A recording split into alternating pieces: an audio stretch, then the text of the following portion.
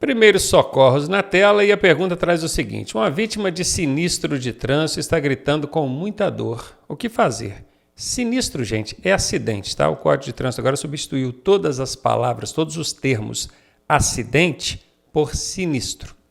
Então, uma vítima de acidente de trânsito está gritando com muita dor. O que fazer? Dar remédio para diminuir a dor? O problema é que dar remédio quebra uma das 10 regras sagradas. Se você não conhece todas as regras sagradas de primeiros socorros, vem estudar com a gente que você vai aprender, não tem erro não, tá? Então aqui não pode, está fora. Levar imediatamente para o hospital. Olha, esse levar para o hospital, quem faz é socorro especializado, é o transporte especializado, um veículo adequado, com os equipamentos adequados, pessoal treinado. E sem contar que esse imediatamente aqui, ó, ele tem um sentido de urgência, imediatismo, pressa, digamos assim.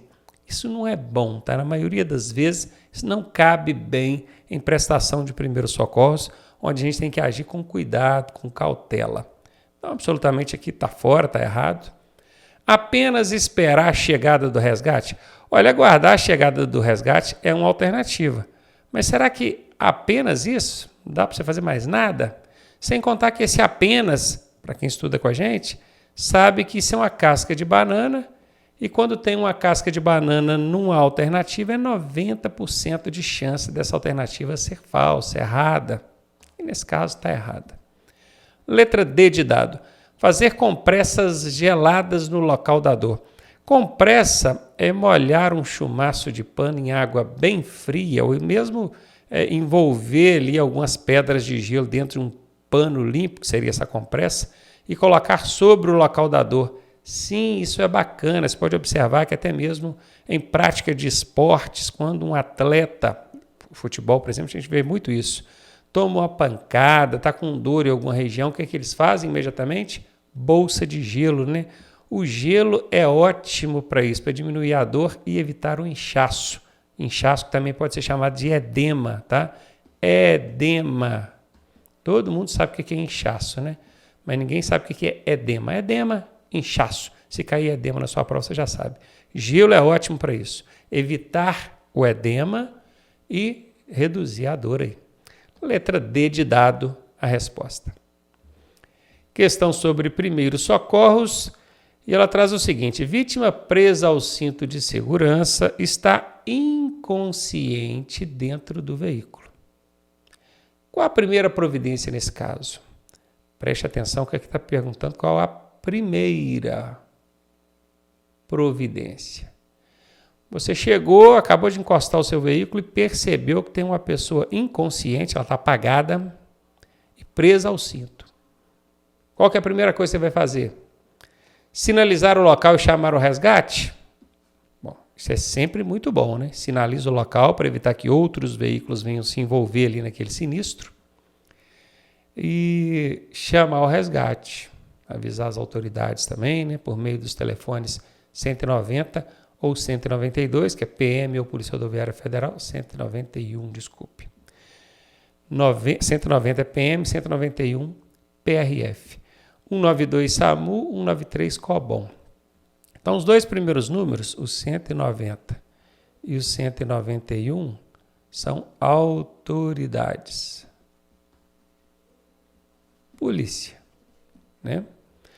O 192 e o 193, socorro especializado, que é o SAMU e o bombeiro. Então, aqui, ok, letra A aí, bacana. Ou seria retirar o cinto de segurança dessa pessoa? Ah, peraí, primeiro eu vou lá, vou soltar o cinto de segurança dela. Não, não é um procedimento, até porque o quadro dela aqui apresenta-se de inconsciência, ela está apagada, e não é tirando o cinto que vai resolver o problema. Em alguns casos, você pode até piorar, porque o cinto vai prendendo ela ali, você vai, solta, ela cai numa posição inadequada, dá um entorce na coluna, que já pode estar lesionada ou coisa do tipo. Então, o fato dela estar ali no banco do carro, presinha no cinto de segurança, é até bom, ela está imobilizada, deixa ela quieta. Você precisaria soltar o cinto de segurança se você percebesse que ela está consciente e com o cinto entrelaçado ali no pescoço ou de alguma maneira que está prejudicando a sua respiração ou coisa do tipo, aí justificaria. Pô, a pessoa não está respirando, o cinto atrapalhando. Deixa eu lá folgar o cinto, cortar ele, soltar, né? Mas não é o caso aqui. Então aqui, absolutamente fora. Retirar a vítima do veículo e deitá-la de forma alguma. Retirar a vítima de dentro do veículo só em casos extremos. O veículo está incendiando, ou caiu dentro de um rio, de um lago, está submergindo na água, ou está prestes a desmoronar de uma ribanceira ou coisa do tipo, aí sim. Fora isso, deixa ele quietinho dentro do carro, tá? Se for banco reclinável, incliná-lo o máximo possível. Olha, é uma providência, né? Mas vai depender muito do caso. Vai depender muito do caso. Então, não dá para afirmar isso aqui enfaticamente, não. O banco é reclinado, então deixa eu deitar esse banco o máximo que eu puder. Tudo bem. Em alguns casos, pode até ser que isso caiba. Mas se você tiver que escolher entre, primeiro, sinalizar o local e chamar o resgate, ou reclinar o banco, qual das duas você acha que é mais importante? Letra A, não tenho dúvida. Questão sobre primeiros socorros, e ela pede para marcar, olha, assinale a opção incorreta. Esse assinale é marcar, tá? Marque a opção incorreta. Isso que ela está querendo dizer. O pulso é a distensão de uma artéria palpável que se repete conforme os movimentos de contração e dilatação do coração. Exatamente isso. Pulso é a distensão de uma artéria palpável. Artéria, a gente tem veia e tem artéria. A artéria é por onde o sangue é projetado. O coração contrai e projeta o sangue ali pelas artérias. Então você encontra um ponto onde você consiga sentir essas artérias e coloca ali os seus dedos indicador, médio, anular, esses três aqui, ó. Nunca o polegar, tá? O polegar tem pulsação própria, ele te engana. Às vezes você está sentindo o seu polegar pulsar e está achando que é a artéria da pessoa. Então não usa o polegar, não. Usa esses três dedos aqui. Pode ser aqui no punho, pode ser no pescoço, na testa aqui, na virilha. Onde você conseguir encontrar uma artéria palpável, coloca ali os três dedinhos em cima, você vai sentir a artéria pulsando. E é exatamente isso. Então, quer dizer que o pulso é a distensão, porque a onda de distensão do sangue que é projetado pelo coração chega lá na artéria e você sente ele pulsando. Então, é a distensão de uma artéria que se repete conforme o movimento do coração e dilatação do coração. Sua frequência varia conforme a idade da pessoa. Bom, eu sei que quando eu estou medindo ali a pulsação, tentando perceber o pulso da pessoa, eu fico contando ali para saber se está dentro do normal ou não. Aí o que é o normal? Depende da idade, né? O fato é, quanto mais jovem for a pessoa, maior o ritmo de pulsação. Um recém-nascido, por exemplo, pode ter aí 140, 150, até 160 pulsações por minuto. É mais de 2 por segundo. Um adulto, ele vai ter ali em média 80 a 100. 100 seria mais ou menos o adequado. Quase 2 por segundo. Um idoso já vai ficar ali na faixa de 80 para baixo, 60, 70, 80 pulsações por minuto. Percebe que conforme a pessoa vai ficando mais velha, o ritmo de pulsação vai diminuindo. Uma clara evidência de que a máquina biológica, né, o corpo dela está, com o passar do tempo, diminuindo a frequência, até que num dia para e morre. Então lembre-se disso, quanto mais jovem, maior pulsação. Quanto mais idoso, menor pulsação. Então a frequência varia conforme a idade. Vou marcar ela? Não, porque a questão está pedindo a incorreta. Essa aqui eu já eliminei. Um ritmo irregular pode ser patológico. O que é patológico? É uma doença que a pessoa tem, né? Está irregular aqui. Então, quer dizer que ela está com... Isso representa algum problema ali em consequência do acidente, do sinistro? Não necessariamente. Pode ser uma patologia. Ela já tem isso como uma doença, tá? Então, ok, isso é certo. Eu não vou marcar porque eu estou procurando a incorreta. A pulsação fraca, você botou o dedo ali, você não está sentindo assim com aquela clareza, está pulsando fraquinho. Pode indicar uma hemorragia? Hemorragia é perda de sangue. Sim, pode sim. Porque o que faz pulsar? É o sangue sendo projetado na artéria. Se a pessoa tem uma hemorragia, o que está acontecendo com ela? Ela já perdeu sangue. Em alguns casos, ela já pode ter perdido muito sangue. Se ela perdeu muito sangue, essa pressão ali do sangue vai diminuir. É como se fosse uma mangueira d'água. Né? Se tem muita água, dá muita pressão. Se tem pouca água, sai aquela água escorrida, não tem tanta pressão. O sangue faz a mesma coisa dentro das artérias. Então, a pulsação fraca pode ser uma hemorragia, que nada mais é que perda de sangue. Perdeu sangue, tem pouco sangue. Pouco sangue, pulso fraco. Isso é verdade. Eu estou procurando a incorreta, então não posso marcar essa. Letra D agora, ao verificar o pulso, devemos utilizar os dedos polegar. Opa, achei um problema. O polegar, não. Expliquei aqui no início da questão que o dedo polegar tem pulsação própria. E às vezes ele te engana. Você bota o polegar lá, acha que a pessoa está pulsando, na verdade quem está pulsando é o seu dedo. Então aqui está errada, achei a incorreta. Letra D de dado. Aqui até fala para usar também o dedo indicador, mas o polegar não pode. Beleza? E aí, tá gostando da aula? Eu sou o professor Ronaldo Cardoso e tenho o caminho das pedras para você chegar à sua aprovação da forma mais suave possível. Se você fizer exatamente o que eu te pedi, eu garanto que você passa. Clique aqui no primeiro link da descrição e vem ser aprovado com a gente. Questão sobre primeiros socorros. Ao observar uma pessoa tendo convulsões, sabe o que é uma crise convulsiva, não sabe? Você já viu uma pessoa toda lá se debatendo, descontrolada? Crise convulsiva. Deve-se, ou seja, o que a gente deve fazer quando vê uma pessoa numa condição dessa? Apenas aguardar que a crise passe espontaneamente. Essas crises realmente, elas tendem a passar espontaneamente, sozinhas. Tá? Se ninguém fizer nada, a pessoa vai passar pela crise e vai restabelecer o estado normal dela. Isso é normal. Tá? Pode acontecer de alguns casos, não passar e ela chegar a quadros mais graves aí. Mas o problema dessa alternativa é isso aqui, ó. É o apenas. Apenas é uma casca de banana. Eu já ensinei para os meus alunos que quando tem uma casca de banana numa alternativa, é 90% de chance dessa alternativa ser falsa. E nesse caso é falsa. Porque tem outras coisas que a gente pode fazer por essa vítima. Por exemplo, quando ela está ali em crise convulsiva, ela fica toda se debatendo, os braços, pernas, a cabeça. Vai que numa dessa ela bate a cabeça na ponta de uma pedra, de um meio-fio, se ela está caída ali na rua, por exemplo. Pelo menos amparar a cabeça da vítima, coisa assim, você precisa fazer. Não é simplesmente chegar lá, cruzar os braços e ficar olhando a pessoa. Ok? Então, apenas não cabe bem aqui. Letra B, abrir a boca da vítima, colocar um pano entre os dentes dela para evitar que ela morda a língua.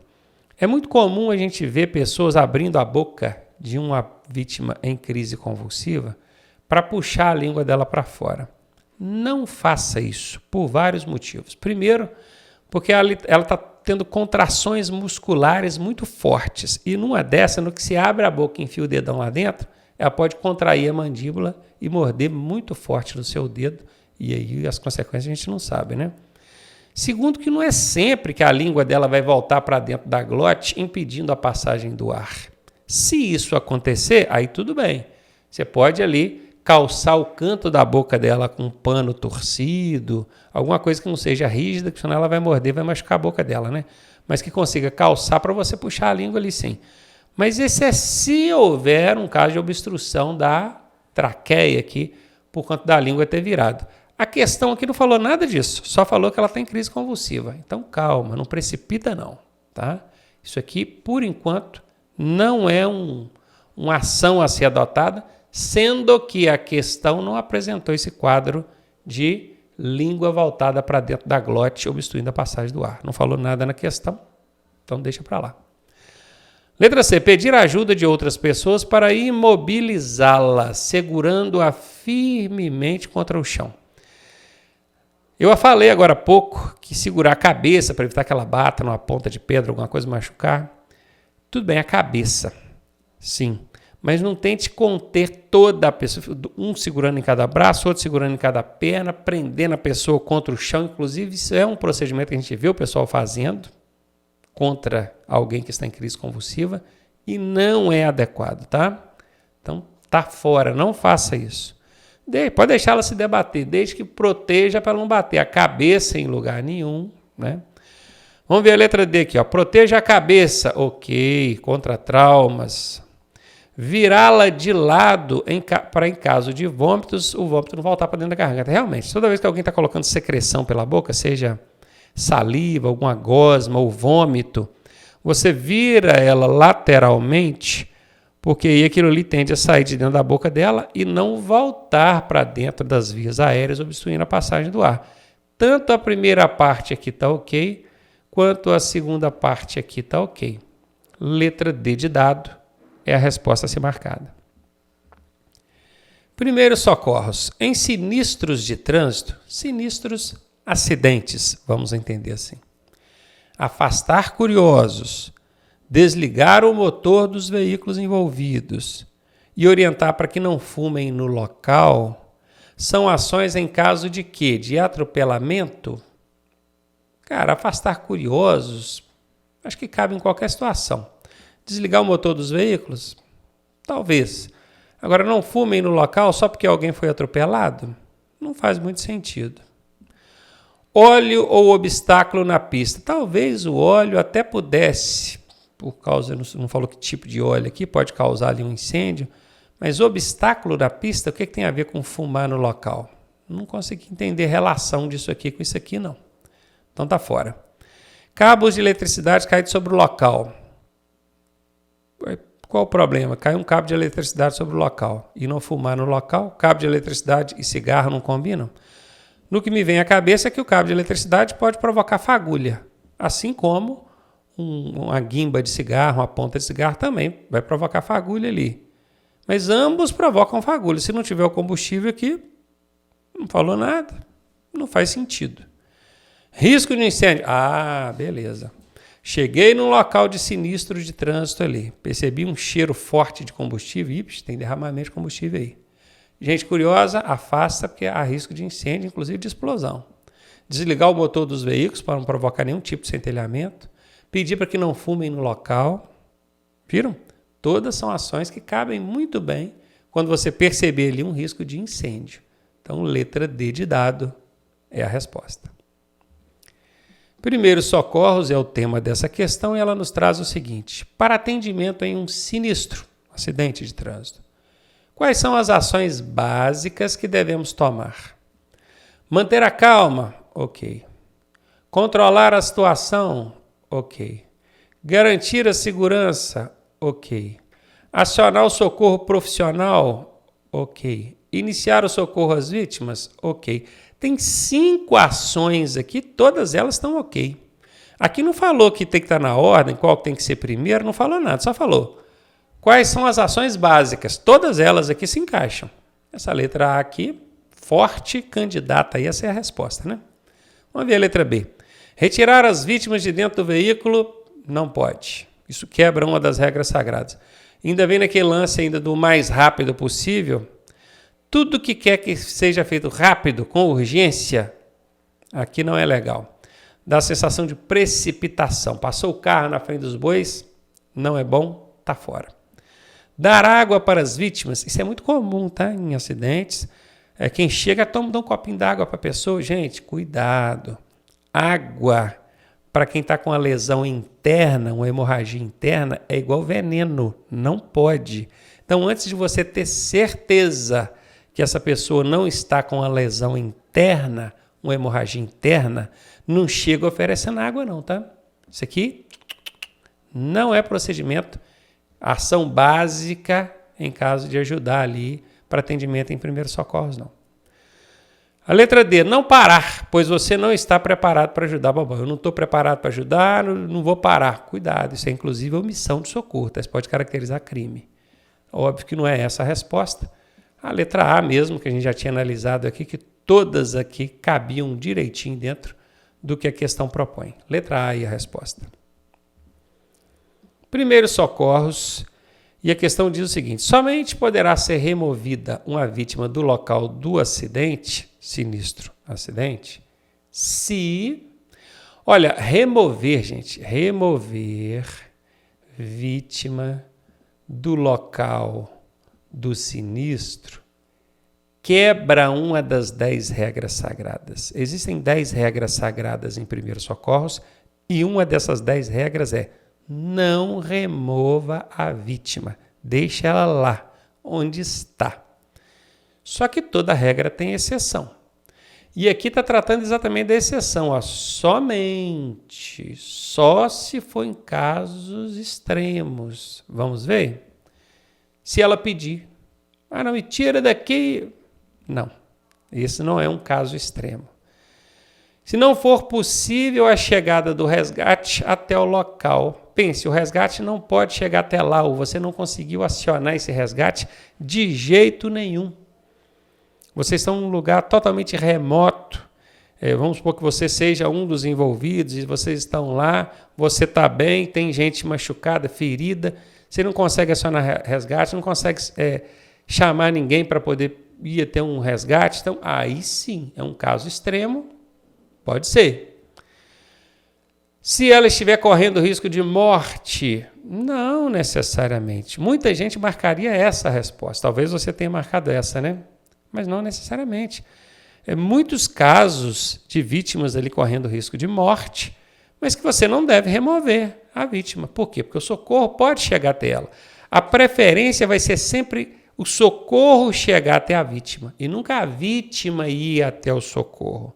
É muito melhor você levar a ambulância, os equipamentos, o pessoal até a vítima, do que pegar essa vítima e levar lá no socorro especializado.